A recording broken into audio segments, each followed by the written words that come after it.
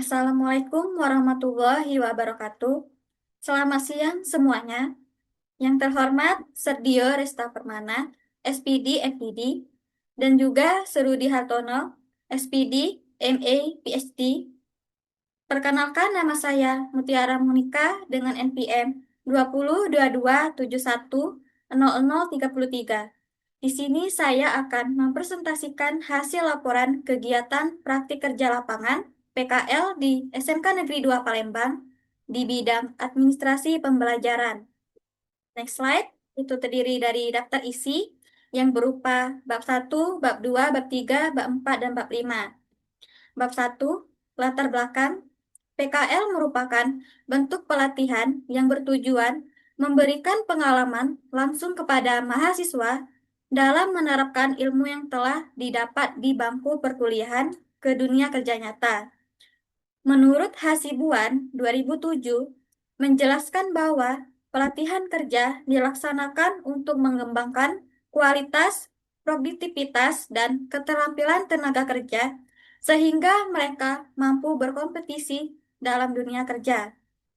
Praktik kerja lapangan yang diadakan pada tanggal 23 Juli sampai dengan 25 Agustus 2025, PKL membantu mahasiswa memahami etika kerja, budaya, organisasi, serta meningkatkan keterampilan yang relevan dengan bidang keahliannya. Tujuan PKL bagi mahasiswa menerapkan ilmu, memperoleh pengalaman kerja, dan menumbuhkan tanggung jawab profesional. Bagi universitas, mendukung Tridharma perguruan tinggi serta memperkuat kerjasama dengan dunia pendidikan. Bagi sekolah, mendapatkan bantuan tenaga dan masukan dari mahasiswa untuk pengembangan administrasi sekolah. Rencana kegiatan.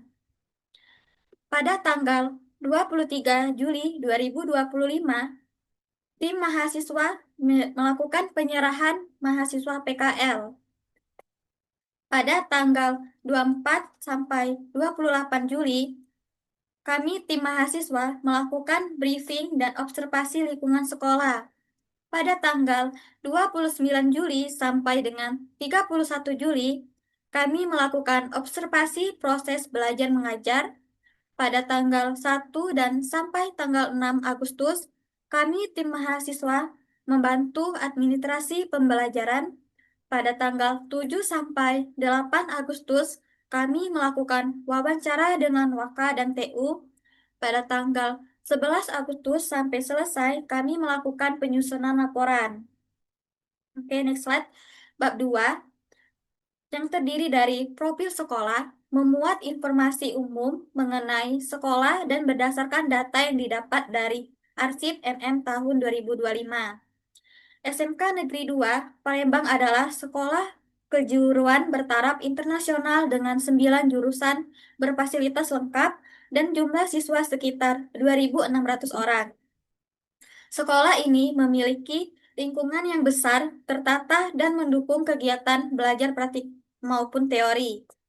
Lalu, ada struktur organisasi sekolah, memuat informasi tentang tanggung jawab dari setiap pihak dalam pengelolaan sekolah. Struktur organisasi sekolah mulai dari kepala sekolah, para wakil kepala sekolah, tenaga pendidik, dan staf administrasi yang mendukung jalannya kegiatan sekolah. Dan juga ada visi dan misi sekolah, memuat informasi tentang tujuan jangka panjang dari sekolah dan strategi untuk mencapainya. Visi SMK Negeri 2 Palembang adalah menciptakan sekolah kejurusan yang unggul, berkarakter, dan mampu menghasilkan lulusan yang siap bersaing di dunia kerja. Visi ini menekankan kualitas pendidikan, karakter siswa, dan kemampuan teknis yang relevan dengan kebutuhan industri.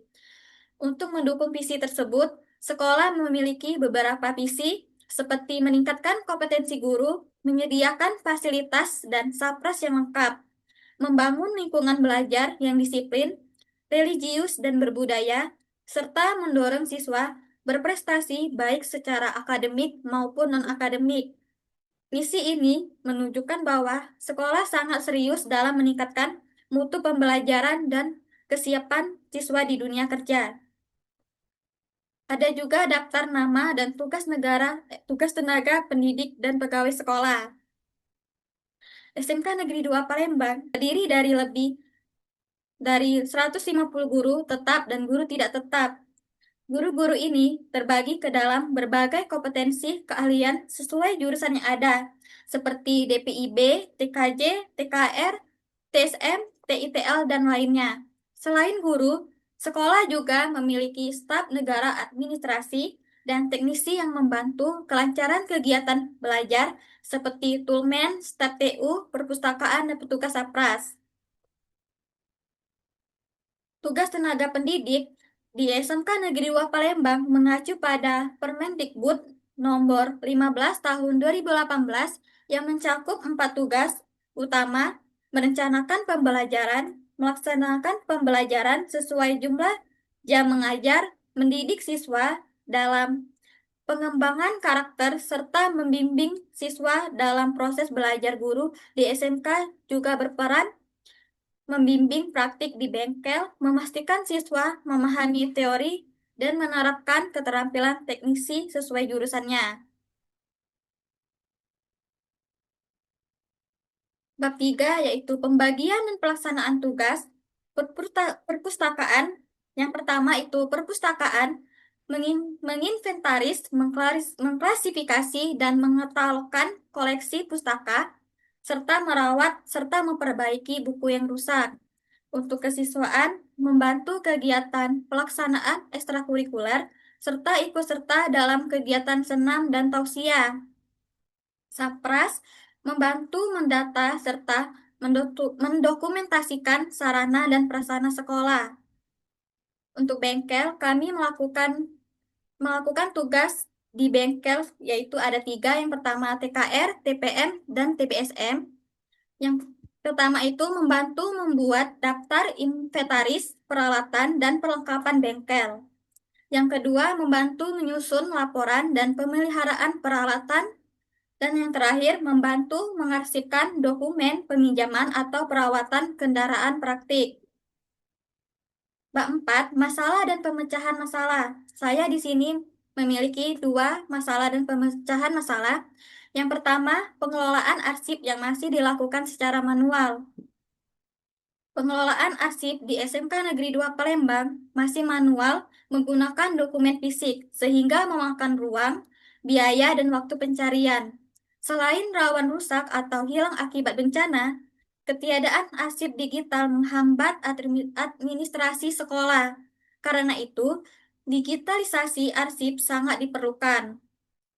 Pemecahan masalah, arsip elektronik penting untuk mendukung administrasi modern. Dengan teknologi digital, arsip dapat diolah, disimpan, dan diakses lebih efisien menggunakan perangkat dan aplikasi seperti Arteri, sistem kearsipan berbasis web yang gratis, aman, dan mudah digunakan. Melalui Arteri, dokumen sekolah seperti ijazah dan SK dapat disimpan digital, dicari cepat, dan dijaga keamanannya. Selain itu, layanan legalisir juga bisa dilakukan secara online dengan tanda tangan dan stempel digital, membuat proses lebih cepat dan praktis tanpa perlu datang ke sekolah. Dan masalah kedua saya yaitu kurangnya minat pojok baca sebagai sarana literasi siswa. Berdasarkan survei CCSU 2016, Indonesia menempati peringkat 60 dari 61 negara dalam literasi. Ini menunjukkan rendahnya budaya membaca.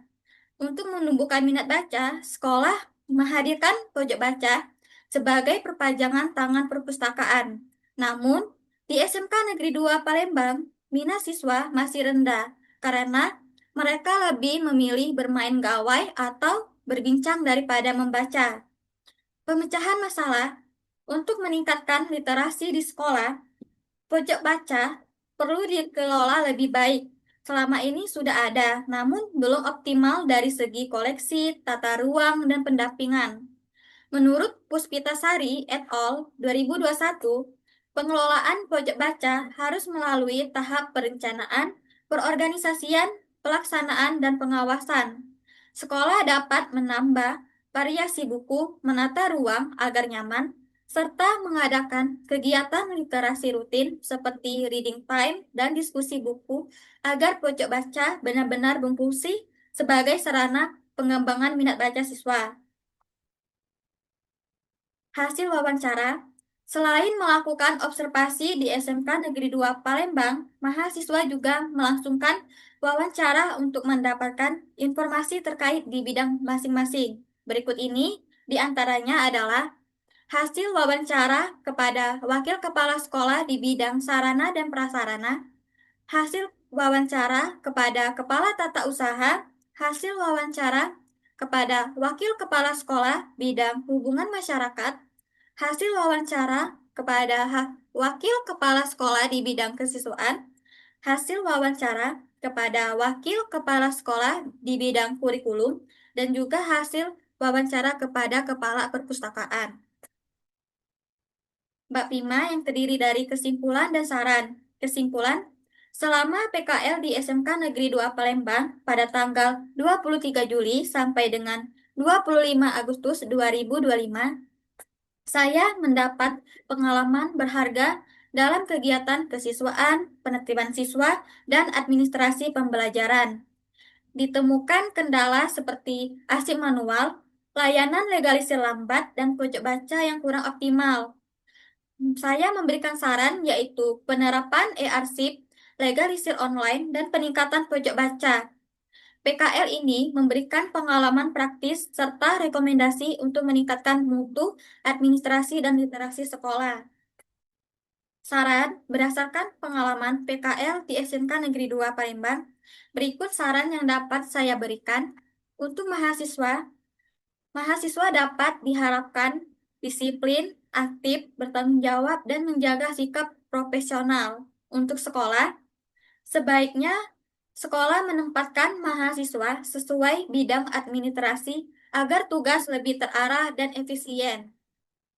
Untuk universitas, perlu meningkatkan kejelasan informasi serta koordinasi antara mahasiswa, DPL, dan sekolah agar pelaksanaan PKL lebih terencana dan optimal.